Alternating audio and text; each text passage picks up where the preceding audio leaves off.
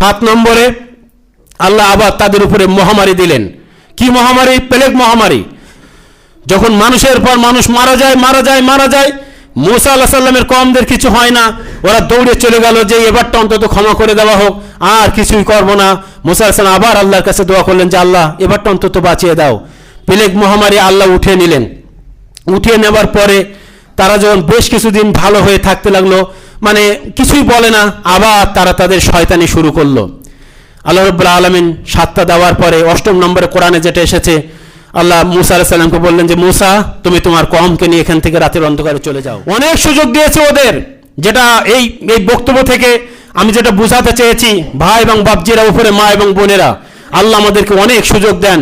সুযোগের সদ্ব্যবহার যদি আমি আপনি না করি, পরিশেষে কিন্তু এমন একটা সময় চলে আসবে যে সময়টা পার করছে ফিলিস্তিন, যে সময় পার করেছিল ফিরআউনের কওমেরা। 8ম নম্বরে আল্লাহ বললেন ফেরাউন মুসা তুমি তোমার সৈন্য তোমার দলবল নিয়ে রাতের অন্ধকারে এখান থেকে চলে যাও। রাতের অন্ধকারে মুসা আলাইহিস সালাম যখন নিয়ে চলে গেলেন, জানেন যে সামনে বিরাট বড় নদী যখন গেলেন কি হবে, আল্লাহ সামনে নদী। যখন ফিরআউনের কওম শুনতে পেল, তারা তাদের ঘোড় সওয়ারি নিয়ে মানে তাড়াতে শুরু করলো, পেছনে ফিরআউনের কওম, সামনে নদী। আল্লাহ রাব্বুল আলামিন মুসাকে বললেন মুসা কিসের ভয়, লা তাখাফ, ভয় করো না, তুমি তোমার লাঠিটা ওইভাবে ফেলে দাও নদীতে। ফেলে দিলেন। সঙ্গে সঙ্গে জানেন নদী ভাগ হয়ে গেল, ওখান থেকে পথ হয়ে গেল। মুসা আলাইহিস সালামকে বললেন মুসা তুমি তোমার সৈন্য নিয়ে এই নদী পাড়ি দাও। ফিরআউন তার কওম নিয়ে যখন সেই সাগরের মধ্যে নেমে পড়লো, সমস্ত জাতি যখন নেমে গেল, আল্লাহ রাব্বুল আলামিন আদেশ করলেন পানি এক হয়ে যাও। পানি এক হয়ে গেল। ফিরআউন যখন পানিতে ডুবছে, তখন পবিত্র কোরআনের আয়াত বর্ণিত হচ্ছে। ফিরআউন বলছে যে আল্লাহ আমি তো তোমার উপরে বিশ্বাস করি, তোমার উপরে আমি ঈমান আনি, শুধু মানুষের সামনে ক্ষমতা, বিভিন্ন কথা বললো। আল্লাহ বললেন না, আর সময় দেওয়া হবে না, তোমার অনেক সুযোগ দেওয়া হয়েছে, এখান থেকে তোমার সময় শেষ। এই ফিরআউনকে ওখানে ডুবে মারা হলো এবং বলা হলো যে ফিরআউনের লাশটাকে আমি স্থির করে রাখবো পরবর্তীদের দেখানোর জন্যে। আজকেও যদি আপনি চলে যান, সেই লাশ এই 1907 খ্রিস্টাব্দে, এখান থেকে আপনার 116 বছর আগে ওখানে সেই নদীতে পাওয়া গিয়েছে সেই ফিরআউনের লাশ। তার গায়ে যে লবণাক্ত ছিল সেইগুলো বিজ্ঞান পরীক্ষা করে হিসাব নিকাশ করে বলছে যে এটাই সেই ফিরআউন। মৌত সে কিসি কি রিশতেদারি হ্যায়, মৌত সে কিসি কি রিশতেদারি হ্যায়, আজ ও কাল হামারি বারি হ্যায়।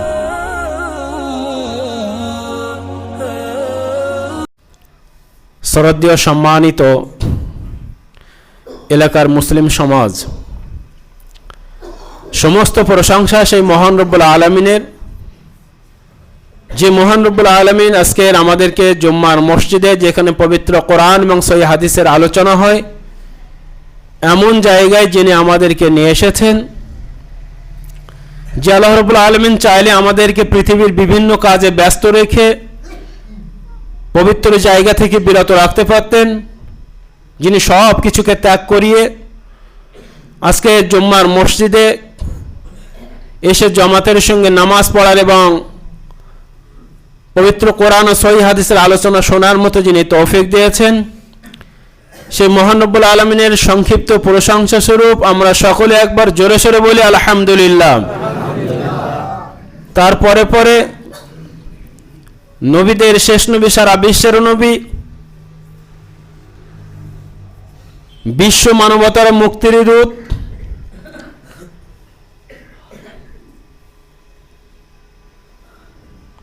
যিনি পৃথিবীতে এসেছিলেন এই উম্মাতদেরকে সঠিক রাস্তায় নিয়ে যাওয়ার জন্যে, যিনি রাত বিরাত অবিরাম পরিশ্রম করে গেছেন, সেই মহামানব আখিরি নবী, শেষ নবী হযরতে মুহাম্মদ বলুন সাল্লাল্লাহু আলাইহি সাল্লামের উপরে দরুদ ও সালাম ঝরে পড়ুক। আল্লাহুম্মা সাল্লি আলাইহি, আল্লাহুম্মা আমিন।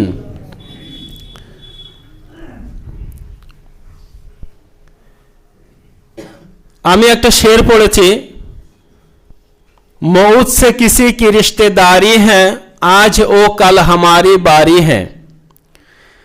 মৃত্যুর সাথে কারোর কোনো আত্মীয়তা নেই, সম্পর্ক নেই। আজকের একজন যাচ্ছেন, কালকের আমারও পালা। মৃত্যুর সাথে কারোর কোনো সম্পর্ক নেই, আজকের যিনি যাচ্ছেন কালকের আমারও পালা।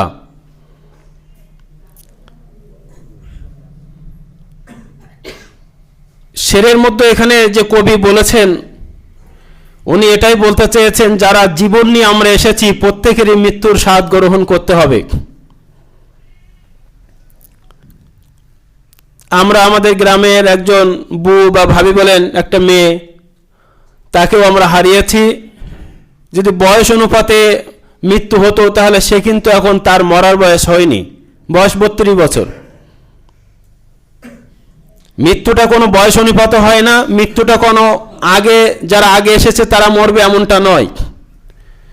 যার যখন সময় এসে যাবে তার তখন মৃত্যুর ঘন্টা বাজলেই, মৃত্যুর সময় হলেই মৃত্যুর ফেরেশতা এসে জানটা কবজ করে নিয়ে চলে যাবে। আপনারা হয়তো কেউ কেউ শুনে থাকবেন, মেটিয়াবুরুজের একজন খুব অর্থের দিক থেকেও দামি এবং ধর্মের দিক থেকে অনেক ভালো মানুষ, আনিসুর ভাই বলে, উনি সংগঠনেও কাজ করতেন, ইসলামের অনেক কাজ করতেন। গত 4 দিন আগে নদিয়া থেকে ফেরার সময়, কোনো আলেম নন, সাধারণ ব্যক্তি, কিন্তু ইসলামের জন্য উনি অনেক কাজ করতেন। নদিয়া থেকে আসার সময় ব্রাদার রাহুল ওনাদের সঙ্গে সাক্ষাৎ করে আসার সময় গাড়িতে 7 জন ছিল।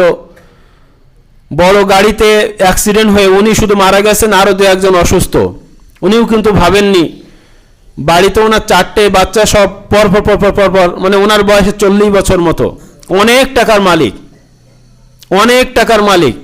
মেটাবুরুজে কয়েকজনের মধ্যে হয়তো উনিও একজন হবেন। তো তিনিও এই 3 দিন আগে হঠাৎ গাড়ি অ্যাক্সিডেন্ট করে মারা গেলেন। উনি যদি বা ওনার বাড়ির কেউ যদি জানতেন যে মেটাবুরুজ থেকে ওনাদের জানেন যে খাওয়া দাওয়া, অর্থবিত্ত, পোশাক আশাক, গাড়ি ঘোড়ার অভাব নেই, যে ওখানে যাচ্ছে ওখান থেকে রাত্রে ফেরার সময় অ্যাক্সিডেন্ট হবো এবং মারা যাব, উনি আসতেন না। উনি বাড়ি থেকে বাহির হতেন না। ওনার সন্তান সন্ততি, পিতা মাতা, ওনার স্ত্রী আসতে দিতেন না, যে না তোমাকে যেতে হবে না। তাহলে মৌত এমন একটা জিনিস, মৃত্যু এমন একটা জিনিস, যার যখন সময় এসে যাবে, ওয়ালা ইউআখিরুল্লাহু নাফসান ইজা জাআ আজালুহা, সময় এসে গেলে সামান্যতম সময় আর দেওয়া হবে না।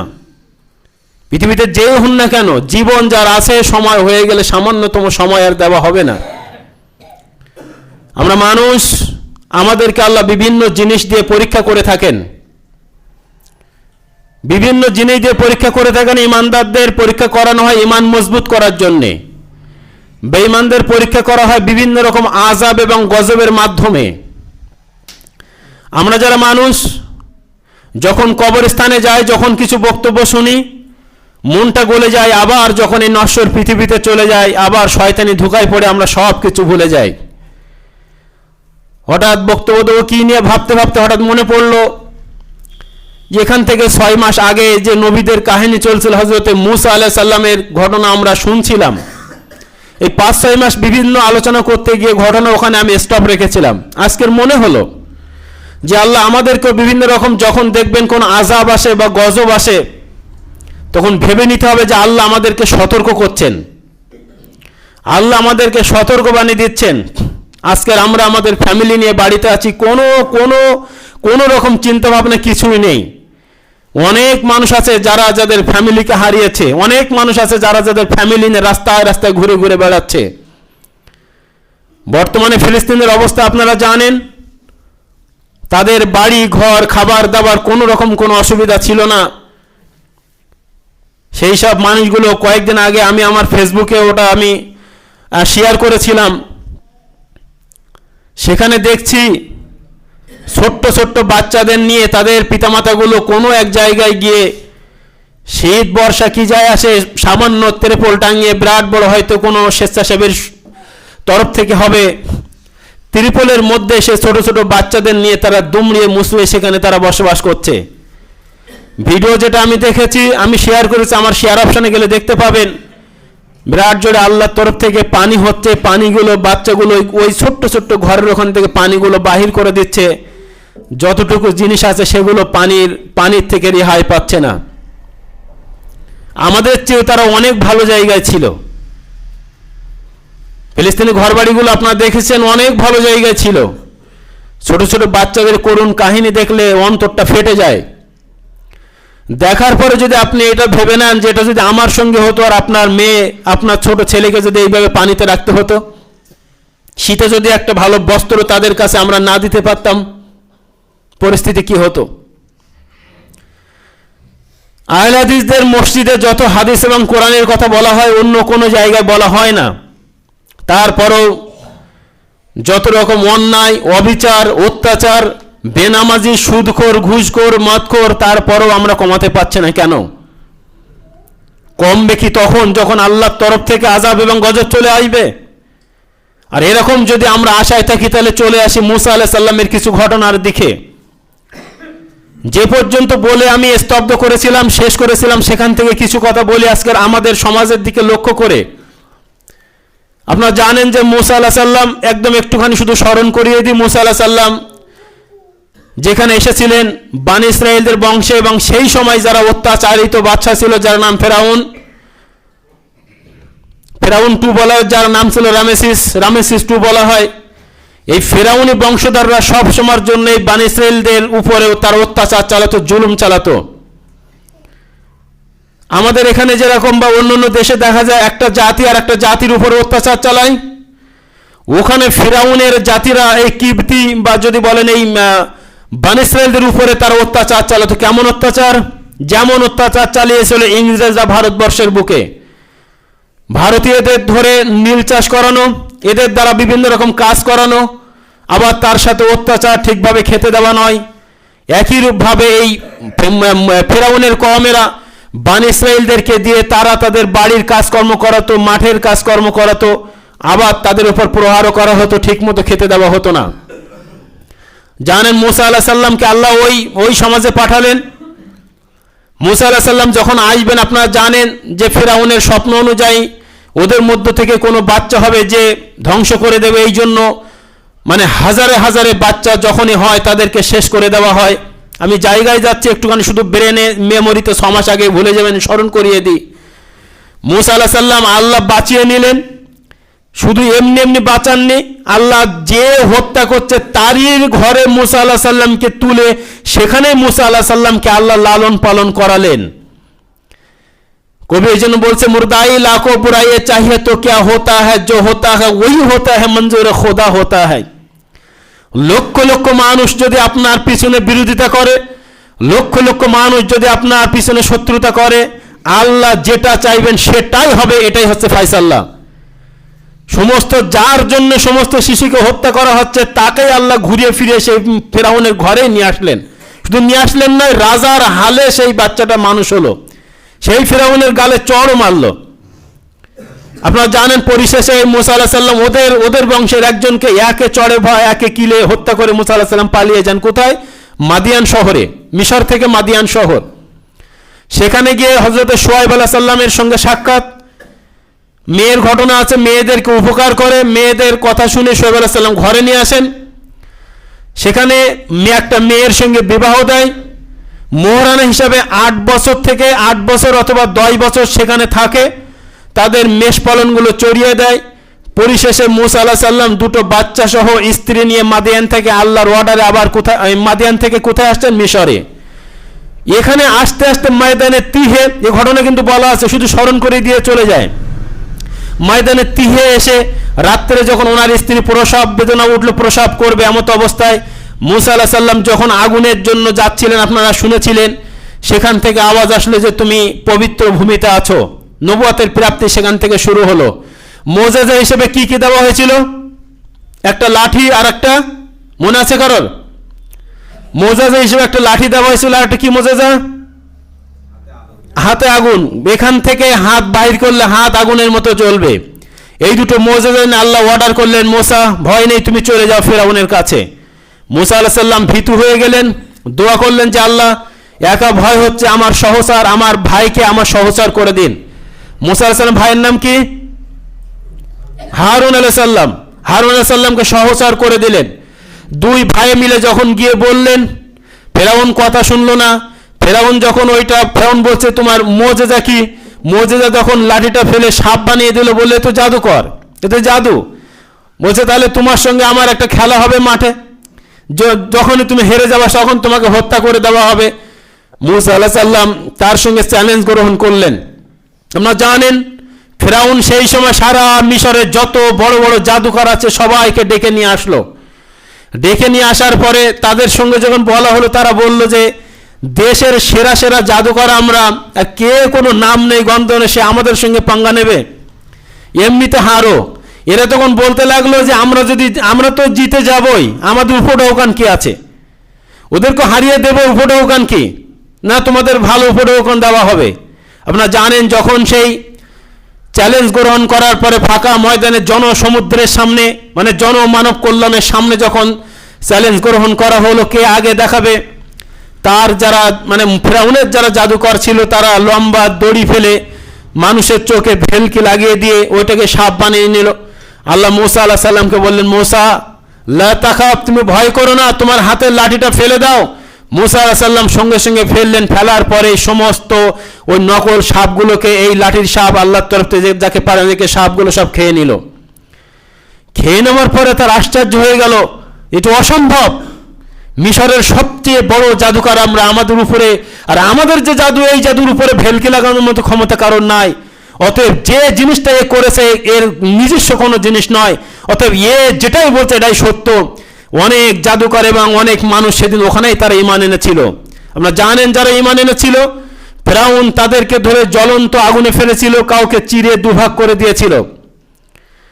এইভাবে কষ্ট দিতে দিতে মুসা আলাইহিস সালাম আল্লাহর কাছে পরিশেষে, সংক্ষেপে বলি, পরিশেষে আল্লাহর কাছে দোয়া করলেন যে আল্লাহ আমার কথা শুনবে না, তুমি তোমার তরফ থেকে আযাব দিয়ে হোক, গজব দিয়ে হোক, তুমি তোমার যেটা বিচার তুমি করে দাও। যখন এই পর্যন্তের ভিতরে অনেকগুলো ঘটনা আছে, শুধু সংক্ষেপে আপনাদের যে মানে মেমোরিতে ভুলে গিয়েছিলেন সেইটুকু স্মরণ করিয়ে দিলাম। মূল এই পর্যন্ত বলে আমরা স্টপ হয়েছিলাম।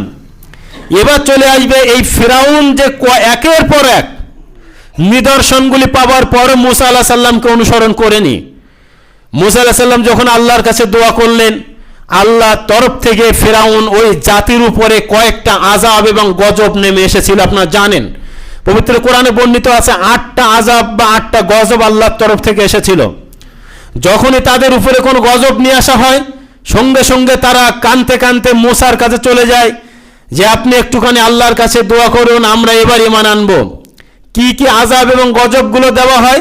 সর্বপ্রথমে আল্লাহর তরফ থেকে তাদের উপরে যে আযাব এবং গজব এসেছিল, যে গজবটা প্রথমে এসেছিল সেটা হচ্ছে আপনার দুর্ভিক্ষ। আটটা গজব দেওয়া হয়েছিল, সেগুলো পরপর বলবো ইনশাআল্লাহ, বলে শেষ করব। সর্বপ্রথমে তাদের যে গজব দেওয়া হলো সেটা হচ্ছে দুর্ভিক্ষ। দুর্ভিক্ষ বোঝেন, বা আমরা অনেকে এই সম্পর্কে অবগত নয়। দুর্ভিক্ষ মানে এখন যে ধরেন আমরা যে ফসলগুলো করছি, এই ফসল একটা কিচ্ছু হবে না, কিছুই ফসল হবে না। যেগুলো মজুত আছে এগুলো আর কতদিন বা চলে? 1 বছর চললো, 2 বছর চললো, তারপরে সারা পৃথিবীতে যদি সমস্ত ফসল বন্ধ করে দেওয়া হয়, মানুষের পেট তো আর বন্ধ হবে না। দুর্ভিক্ষ দেখা দিল চরমভাবে, তাদের খাদ্য খোরাকের কিছুই নেই, কি খাবে কিছুই করার নেই। এমত অবস্থায় তারা সকলে বলল যে এক কাজ করো, মুসা তো আমাদের এই কথাগুলো বলে, মুসাই বলেছিল যে তোমাদের উপরে আযাব চলে আসবে, গজব চলে আসবে। তো মুসার কোন আযাব গজব নয় তো, চলো আমরা মুসার কাছে যাই। গিয়ে মুসাকে বলল যে আপনি যদি এই করুণ পরিস্থিতির মধ্য থেকে যদি সঠিক জায়গায় আনতে পারেন, আপনি যে কথাগুলো বলছেন তার উপরে আমরা ঈমান নিয়ে আসব। মুসা আলাইহিস সালাম আল্লাহর কাছে দোয়া করলেন যে আল্লাহ, জাতি নরম হয়েছে, আমার কাছে এসেছে, তুমি তোমার রহমের দ্বার খুলে দাও। আল্লাহ রাব্বুল আলামিন মুসার দোয়া কবুল করলেন, রহমের দ্বার খুলে গেল। দুর্ভিক্ষ সঙ্গে সঙ্গে আল্লাহর তরফ থেকে পানি হয়ে দুর্ভিক্ষ শেষ হয়ে গেল। যেই দুর্ভিক্ষ শেষ হলো, মানুষ বললে মুসার দোয়া হয়েছে নাকি, এটা হবারই ছিল।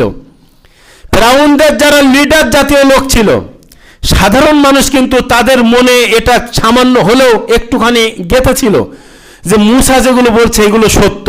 কিন্তু উপরের যারা লোক ছিল, যাদের নেতৃত্ব হারিয়ে যাবে, কর্তৃত্ব হারিয়ে যাবে, লিডার জাতীয় লোক, তারা দেখছে যে মুসার অনুসরণ করলে আমাদের আর কিছু থাকবে না, মুসার কথা শুনে আমাদের চলতে হবে, অতএব ও কথা শোনা যাবে না। মানুষদেরকে আবার ভয় দেখে যে কোনো বাদ দাও তো সব ফালতু কথা, ওরকম হয়েছিল। সময় সময় হয়, হবার পরে আবার ঠিক হয়ে যায়।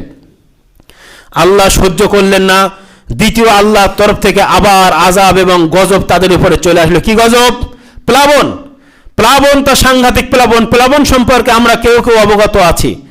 2000 সালে যখন বন্যা হয়েছিল, আমি তখন ছোট, তখন ঘোড়াবেশে কেবল আমি পড়তে গেছি, 12 বছর মতো বয়স। তো সেখানে থেকে মানে যখন শুনছি কথার মুখে যে আমাদের দিকে আর নেই, সব পানিতে পড়ে গেছে, এবার আমার চিন্তা হচ্ছে যে মা আব্বা কি হলো তা কি জানি, আর কি আমি খুঁজে পাবো না, এই নিয়ে আমি শুধু কাঁদতাম। বাড়িতে আসার জন্য বলবো, ওখানকার কমিটি বা সেক্রেটারি শিক্ষক বাড়ি আসতে দেবে না, বলে তারা তাই কোথায় গিয়ে কিভাবে আছে, তুমি আবার গিয়ে ওখানে ঝামেলা করবা। তাই বললাম আব্বা আমার কোথায় পাবো। তখন যে চিন্তা ভাবনা ছিল, শুনেছি যে পানি, ব্যাপক পানি, ঘর বাড়ি ডুবে যাচ্ছে, এটা স্বাভাবিক হয়। তো এই যাদের 20 ঊর্ধ্বে বয়স, মানে 2000 সালে আগে যাদের জন্ম, তারাই জানে যে প্লাবন কতটা ভয়াবহ। তা আমাদের এখানে যেটা হয়েছিল ওটা তো আর সেই রকম প্লাবন নয়, যেমন প্লাবন দিয়েছিলেন আল্লাহ নূহ আলাইহিস সালামের জমানায়। পাহাড় পর্যন্ত, কেনান পাহাড়ে উঠে যাচ্ছে। এই নূহের ছেলে, নূহ নবী, উনার ছেলে অস্বীকার করেছে, বলছে তোমার আল্লাহ কতটা পানি দাও, আমি পাহাড়ে উঠলাম। পাহাড়ে উঠে যায়, আল্লাহ পানি বাড়তে থাকে।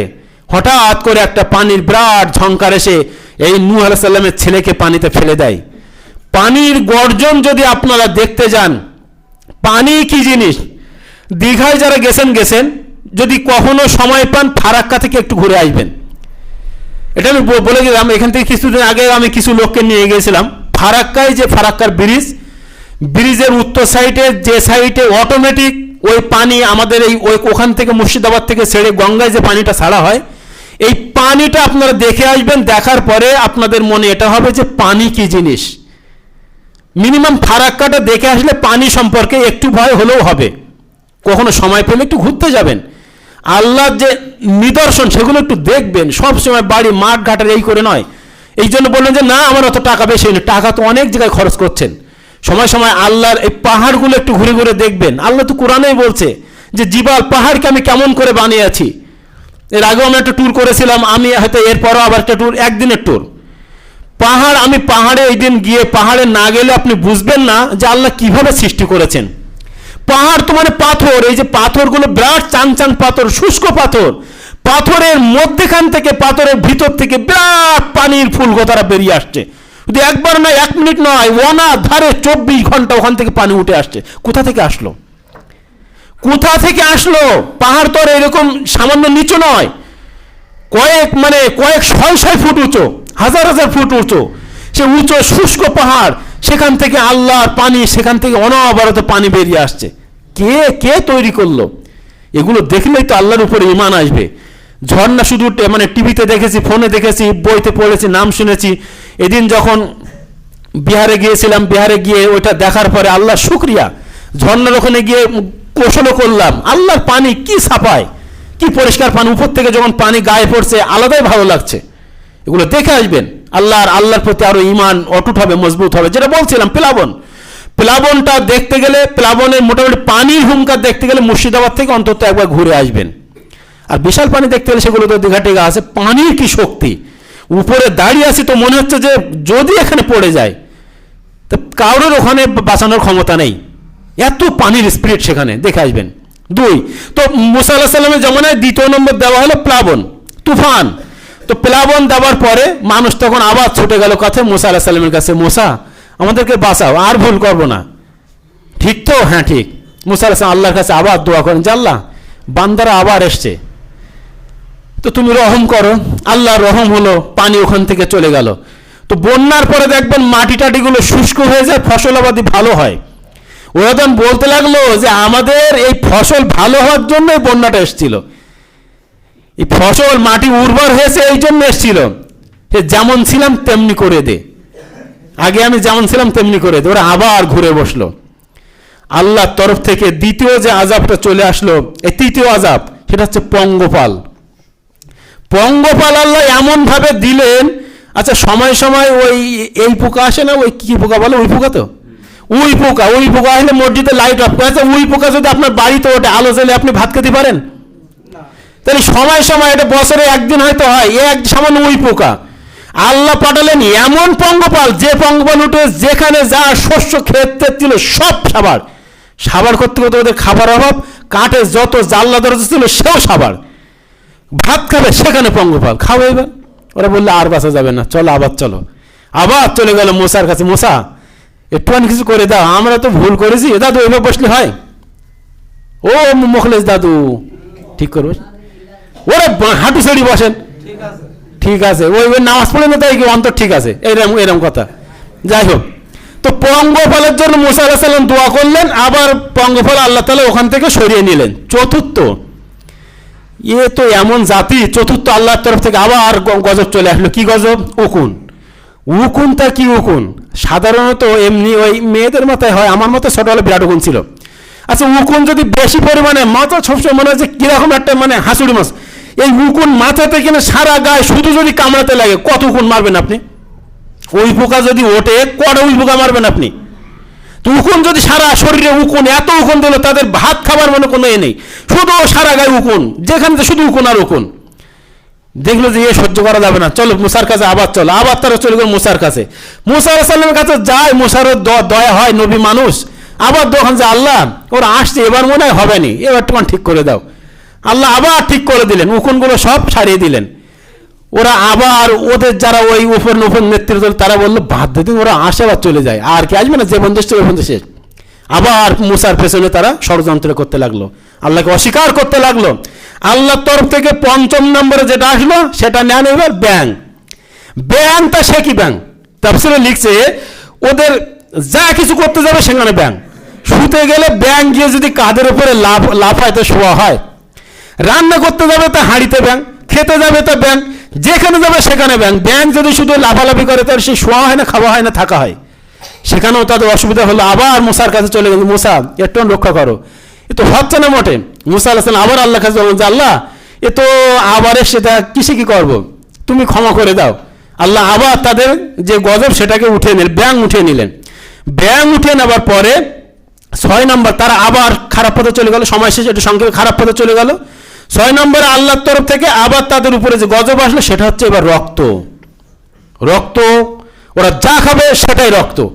ভাত বলে খাচ্ছে, যেই খেতে যাবে সেই রক্ত। সাংঘাতিক কেস। পানি খেতে যাবে রক্ত। এরা তখন এই যারা বানি ইসরাইল মুসার কওমের কাছে ভাবছে যে এক কাজ করতেন, ওদের ওখানে কিছু হয় না, ওদের কওমের কাছে গিয়ে পানি দিচ্ছে, ওদের পানি যেই ওরা পানি খাচ্ছে, পানি ওদের পানি চেয়ে খেতে একটু পানি দেয় না, বলে গেলাম যেই পানি দেয়, যেই পানি খেতে যাবে সেই রক্ত খাবে। এবার রক্ততে কি রক্ত, এরা তখন বললো যে হবে না। তখন আবার ওরা এখানে এসে আলোচনা করলো যে চলো আল্লাহ এই মুসার কাছে আবার চলো। মুসার কাছে আবার গেলেন যে মুসা অন্তত এবারটার মতো দেখো, আমরা এবার সত্যি সত্যি নিয়ে আসবো। আল্লাহর কাছে মুসা দোয়া করলেন। দোয়া করার পরে মানে রক্ত ওখান থেকে চলে গেল, তারা আবার তাদের কুফরি পথে নেমে গেল। 7 নম্বরে আল্লাহ আবার তাদের উপরে মহামারী দিলেন। কি মহামারী? প্লেগ মহামারী। যে প্লেগ মহামারীতে ওদের অন্তত 70,000 মানুষ মারা গিয়েছিল। যখন মানুষের পর মানুষ মারা যায়, মুসা আলাইহিস সালামের কওমদের কিছু হয় না, ওরা দৌড়ে চলে গেল যে এবারটা অন্তত ক্ষমা করে দেওয়া হোক, আর কিছুই করবো না। মুসা আলাইহিস সালাম আবার আল্লাহর কাছে দোয়া করলেন যে আল্লাহ এবারটা অন্তত বাঁচিয়ে দাও। প্লেগ মহামারী আল্লাহ উঠিয়ে নিলেন। উঠিয়ে নেবার পরে তারা যখন বেশ কিছুদিন ভালো হয়ে থাকতে লাগলো, মানে কিছুই বলে না, আবার তারা তাদের শয়তানি শুরু করলো। আল্লাহ রাব্বুল আলামিন 7টা দেওয়ার পরে 8ম নম্বরে কোরআনে যেটা এসেছে, আল্লাহ মুসা আলাইহিস সালামকে বললেন যে মুসা তুমি তোমার কওমকে নিয়ে এখান থেকে রাতের অন্ধকারে চলে যাও। অনেক সুযোগ দিয়েছে ওদের, যেটা এই বক্তব্য থেকে আমি যেটা বুঝাতে চেয়েছি, ভাই এবং বাপজিরা উপরে মা এবং বোনেরা, আল্লাহ আমাদেরকে অনেক সুযোগ দেন। সুযোগের সদ্ব্যবহার যদি আমি আপনি না করি, পরিশেষে কিন্তু এমন একটা সময় চলে আসবে যে সময়টা পার করছে ফিলিস্তিন, যে সময় পার করেছিল ফিরআউনের কওমেরা। 8ম নম্বরে আল্লাহ বললেন ফিরআউন মুসা তুমি তোমার সৈন্য তোমার দলবল নিয়ে রাতের অন্ধকারে এখান থেকে চলে যাও। রাতের অন্ধকারে মুসা আলাইহিস সালাম যখন নিয়ে চলে গেলেন, জানেন যে সামনে বিরাট বড় নদীর ওখানে যখন গেলেন কি হবে, আল্লাহ সামনে নদী। যখন ফিরআউনের কওম শুনতে পেল, তারা তাদের ঘোড় সওয়ারি নিয়ে মানে তাড়াতে শুরু করলো, পেছনে ফিরআউনের কওম, সামনে নদী। আল্লাহ রাব্বুল আলামিন মুসাকে বললেন মুসা কিসের ভয়, লা তাখাফ, ভয় করো না, তুমি তোমার লাঠিটা ওইভাবে ফেলে দাও নদীতে। ফেলে দিলেন। সঙ্গে সঙ্গে জানেন নদী ভাগ হয়ে গেল, ওখান থেকে পথ হয়ে গেল। মুসা আলাইহিস সালামকে বললেন মুসা তুমি তোমার সৈন্য নিয়ে এই নদী পাড়ি দাও। আপনারা বলবেন এটা কেমন সম্ভব? 2003 সালে আপনারা জানেন ইন্দোনেশিয়ায় যে সুনামি হয়েছিল 2003 সালে, এই সুনামিতে যেটা সবচেয়ে আশ্চর্যজনক ঘটনা, ক্যামেরা এবং বিজ্ঞান সবাই বলেছিল যে ওই নদীর পানি 33 ফুট উঁচু হয়ে বেশ খানিকক্ষণ এইভাবে স্তব্ধ ছিল। সেই সময় এটা আলোড়ন সৃষ্টি করেছিল, আপনারা অনেকে দেখেছিলেন। 33 ফুট পানি উঁচু হয়ে স্তব্ধ ছিল। তারপরে ওখান থেকে পানির ঢেউ এসে মানুষদেরকে সব মানে ধূলিসাৎ করে দিয়েছিল। তাহলে এ পানিও যদি দাঁড়াতে পারে, আল্লাহ সবকিছুই পারে, আল্লাহ পানিকে দাঁড় করালেন। মুসা তুমি তোমার কওম নিয়ে চলে যাও। মুসা আলাইহিস সালাম পার হলেন, পার হওয়ার সঙ্গে সঙ্গে ফেরাউনরা ধারে এসে গেল, চলো ওদেরকে তাড়িয়ে ধরতে হবে। ফেরাউন তার কওম নিয়ে যখন সেই সাগরের মধ্যে নেমে পড়ল, সমস্ত জাতি যখন নেমে গেল, আল্লাহ রাব্বুল আলামিন আদেশ করলেন পানি এক হয়ে যাও। পানি এক হয়ে গেল। ফেরাউন যখন পানিতে ডুবছে তখন পবিত্র কোরআনের আয়াত বর্ণিত হচ্ছে, ফেরাউন বলছে যে আল্লাহ আমি তো তোমার উপরে বিশ্বাস করি, তোমার উপরে আমি ঈমান আনি, শুধু মানুষের সামনে ক্ষমতা, বিভিন্ন কথা বললো। আল্লাহ বললেন না, আর সময় দেওয়া হবে না, তোমার অনেক সুযোগ দেওয়া হয়েছে, এখান থেকে তোমার সময় শেষ। এই ফেরাউনকে ওখানে ডুবে মারা হলো এবং বলা হলো যে ফেরাউনের লাশটাকে আমি স্থির করে রাখবো পরবর্তীদের দেখানোর জন্যে। আজকেও যদি আপনি চলে যান, সেই লাশ এই 1907 খ্রিস্টাব্দে, এখান থেকে আপনার 116 বছর আগে ওখানে সেই নদীতে পাওয়া গিয়েছে সেই ফিরাউনের লাশ। তার গায়ে যে লবণাক্ত ছিল সেইগুলো বিজ্ঞান পরীক্ষা করেই হিসাব নিকাশ করে বলছে যে এটাই সেই ফিরাউন। অনেক লম্বা চওড়া, যে মানুষ এখন খাটে না, এবং এতদিন ওরাই পরীক্ষা করে লবণগুলো নিয়ে পরীক্ষা করে বলেছে এই মানুষের জন্ম এখান থেকে, মানে ফিরাউনের যে সময় এতশো বছর আগেই হবে। লাস্টে পরীক্ষা নিরীক্ষা করে দেখা গেলো এই সেই ফিরাউন, যেটা মিশরের পিরামিডে এখনো পর্যন্ত সংরক্ষণ করা আছে। আল্লাহ পবিত্র কোরআনেও কি বলেছেন এই সম্পর্কে ইনশাআল্লাহ তাআলা নেক্সট জুম্মা আমরা আলোচনা করব। ফিরাউনের লাশ অক্ষত রাখবেন, এই বিষয়ে কোরআনেও বলা হয়েছে। এই বিষয়ে ইনশাআল্লাহ সামনের জুম্মায় আমরা আলোচনা করব, আলোচনা শুনবো। এখান থেকে আমি আপনাদেরকে যে শিক্ষাটা দেব, যেটা বলতে চাইবো, যে আল্লাহ আমাদের মাঝে বিভিন্ন রকম আযাব এবং গজব যখন চলে আসে, হঠাৎ করে ধান কাটা আছে, বিরাট জোরে পানি আসলো, ধানগুলো ডুবে গেল, শস্য সব হয়ে গেছে পাকা, হঠাৎ করে শিলাবৃষ্টি হলো, বিভিন্ন রকম আযাব যখন চলে আসে, ভেবে নেবেন যে আল্লাহ আমাদেরকে সতর্ক হওয়ার জন্য বলছেন। শুধুমাত্র শোনার পরে ঈমান বাড়লে হবে না, এখান থেকে যাওয়ার পরেও যেন ঈমানটা স্থির থাকে। আল্লাহর কাছে পরিশেষে বলবো, যাই কিছু করি না কারণ ইসলামের জন্য আমাদের সব কিছু হবে শান্তির মাধ্যমে, সব কিছু হবে শান্তির মাধ্যমে, অশান্তির কোনো জায়গা নেই। যে কোনো কাজ করি না কেন, ইসলাম মানে শান্তি বা ইসলামের কাছে আত্মসমর্পণ করা, আমরা যেন এটাই হতে পারি। আল্লাহর কাছে পরিশেষে দোয়া করবো যে আল্লাহ আমরা যেগুলোই শুনলাম না কেন তার উপরে যেন আমরা পুঙ্খানুপুঙ্খভাবে আমল করতে পারি, সেই তৌফিক তুমি দাও। সকলে বলেন আমিন। আল্লাহ ফেরাউনের কওমকে অনেকবার সুযোগ দেওয়া হয়েছিল, তারা বুঝিনি। আল্লাহ আমরাও পাপী তাপী বান্দা, অনেক ইবাদতের মধ্যে ভুল ভ্রান্তি করে ফেলি, আমাদের ভুল ভ্রান্তিগুলো তুমি না ধরে আমরা যা আমলগুলো করছি আমলগুলোকে তুমি তোমার দরবারে কবুল করে না, বলুন আমিন। এ আল্লাহ মৃত্যু সবারই হবে, কার কখন হবে কিছুই জানি না। রাসূল সাল্লাল্লাহু আলাইহি ওয়াসাল্লাম এই দোয়া করতে বলেছেন যে মৃত্যু তখনই হোক যখন আমি জান্নাতের অধিকারী হবার। আমি এটাই বলি, যখন সে এখন হলো যে যখন আমি তখন মৃত্যু করাই নিও, যখন যেন জাহান্নামী না হই, কবরে আযাব যেন কবরের প্রশ্ন উত্তর যেন সঠিকভাবে দিতে পারি, জান্নাতের অধিবাসী যখন হব তখন যেন আমাদের মৃত্যু যেন হয়, সেই তৌফিক তুমি দাও। সকলে বলেন আমিন। হাসরের মাঠে বাম হাতে আমলনামা না নিয়ে ডান হাতে আমলনামা নিয়ে আনন্দ করতে করতে যেন আমরা জান্নাতুল ফেরদাউসের মধ্যে প্রবেশ করতে পারি, সেই তৌফিক তুমি দাও। সকলে বলেন আমিন। বারাকাল্লাহু ফিকুম ওয়া জাওয়াদান কারিম ওয়া মালাকুম বারুফ রহিম।